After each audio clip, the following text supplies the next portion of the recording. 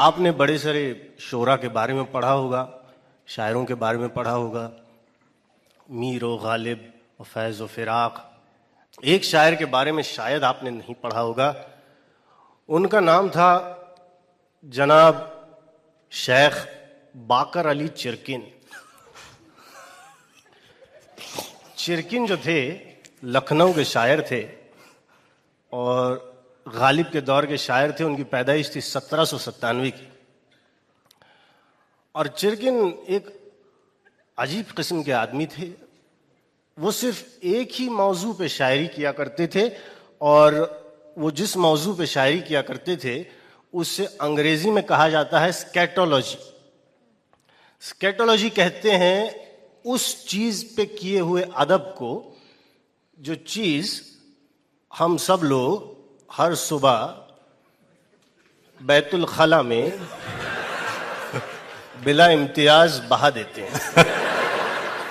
आप जो समझ रहे हैं मैं उसी के बारे में बात कर रहा हूं।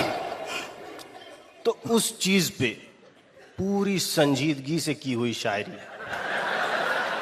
उस चीज के इर्द गिर्द जो भी आता है वो सारे मौजू उसमें मौजूद हैं और पूरा का पूरा कायदे से दीवान है। दीवान लिखना कोई आसान चीज नहीं होती, छपवाया है दीवान। लेकिन चिरकिन शुरू में ऐसे नहीं थे।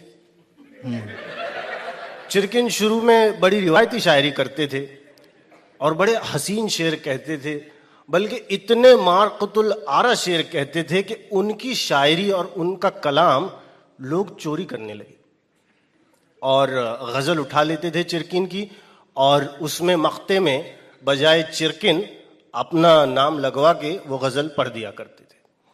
लेकिन चिरकिन भी अजब स्वैग था उनका।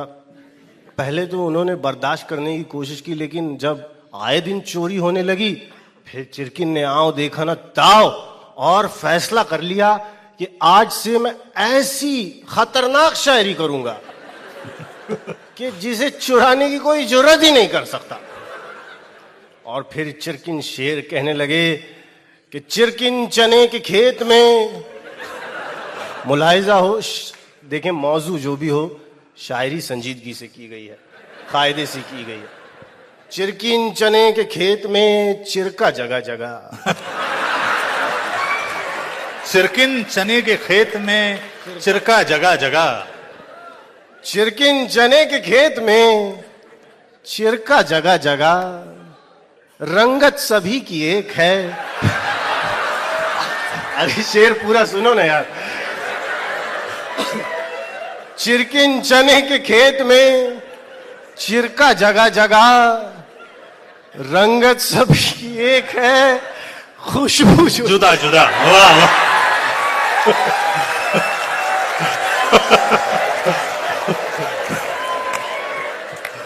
रंगत सभी की एक है, खुशबू जुदा जुदा। उसके बाद चोर तो क्या, घर में मेहमान आना भी बंद हो गए। खतरनाक शायरी करने लगे चिरकिन। अरसे के बाद आपका मेरे घर आना हुआ। शेर सुनना। अरसे के बाद आपका मेरे घर आना हुआ। तेज की घुमड़न हुई और धड़ से पाखाना हुआ।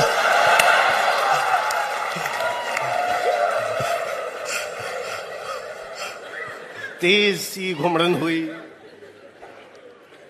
कुछ तरन्नुम में पेश करना चाहेंगे नचिकेत?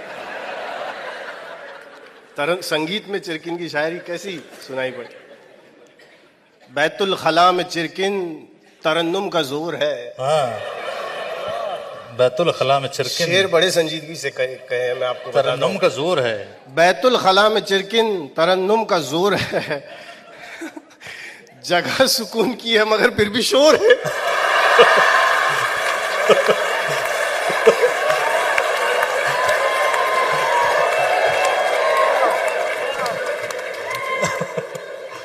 और ये तो मैंने आपको झलक दिखलाई है। आप चिरकिन को पढ़ेंगे, ऐसे ऐसे हैबतनाक शेर कहे उन्होंने। ऐसे शेर कहे अगर आप पढ़ेंगे मरते दम तक आपका दिलो दिमाग महकता रहेगा।